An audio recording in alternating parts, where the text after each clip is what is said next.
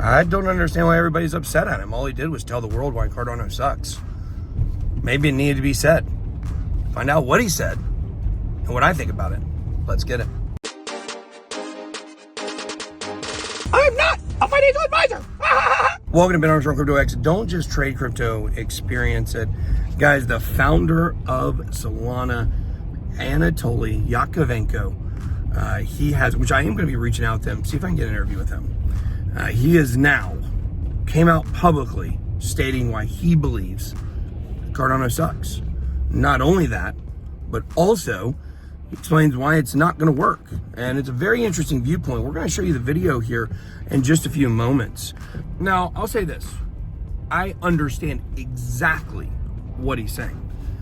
I don't believe that I agree with it. And there's a very specific reason why I do not agree with the founder of Solana on this issue. Now, I am sending him a message for an interview, and I hope when I just sign it, the Sultan, that'll be enough. And we actually, really quickly, hold on. We actually have some live footage coming in from Solana right now as we speak.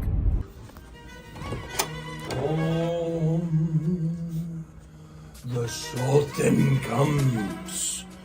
Show the Sultan the meme coins, the SPLs. Oh, I'm hearing voices. Voices from the prison. Sam is saying bye. Caroline saying, Sam told me to do it. Oh, Solana lives. Okay, guys, let's get to what he said.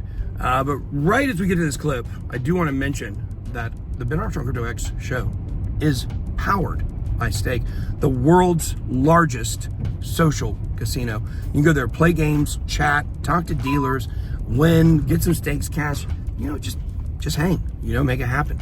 So if that sounds good, make sure to get your account. QR code on the screen, link in the description. Okay, guys, let's roll it. So I'm going to say Cardano next. And that is because I used to be a Haskell programmer. The approach that they're taking is so extremely esoteric, with such a huge stick up their ass about correctness, that this is why they're never going to ship. And it's almost like, they're trying, right? They're trying to build something that is like a cathedral. As an engineer that had to ship code, and get paid for it.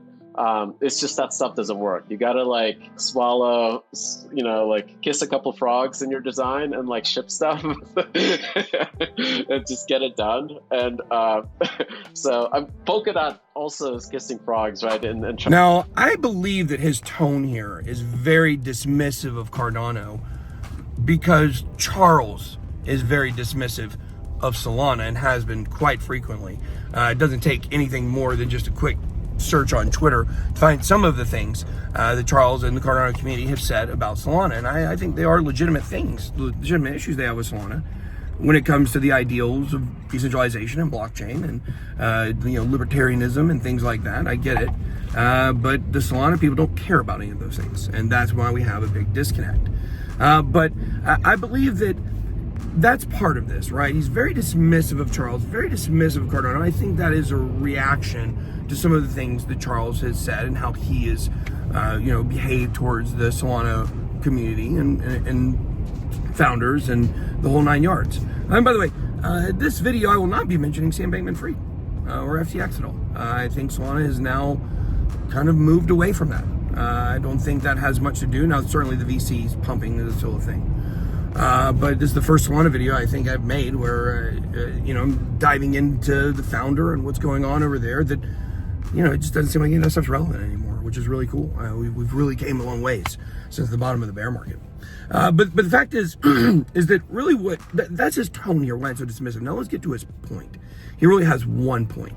That point is that the Cardano roadmap is so slow because they wanted everything to be absolutely perfect before it launches, and that's led to a lot of delays. And guys, this project launched back in 2017 and it's 2024, and the ecosystem, we finally got smart contracts in 2021 it was, I believe, and things have been moving forward since then. The ecosystem's been slowly building, but overall there are some points there about that.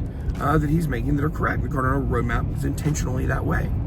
And basically what Anatoly is saying here is that Charles Hoskinson should have taken the Vitalik method, which is the whole reason why Charles left Ethereum, right? The Vitalik method is, let's throw everything at the wall right here. Let's make some money. Let's get this thing going, and we'll fix it as we go. It reminds me of, Gary Vee. I'm not a huge Gary Vee guy. Actually, you know who loved Gary Vee was TJ. Loved Gary Vee. He literally has a shoe signed by him.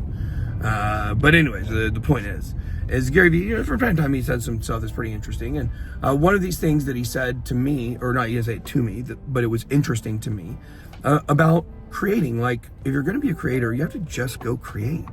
You can't sit there and wait to make the perfect video. I got really good at YouTube because I've made so many videos. It wasn't easy in the beginning. You go watch my earlier videos. I'm still me. Toned down probably to a certain extent. Didn't have quite the confidence and swag that I have, but I digress.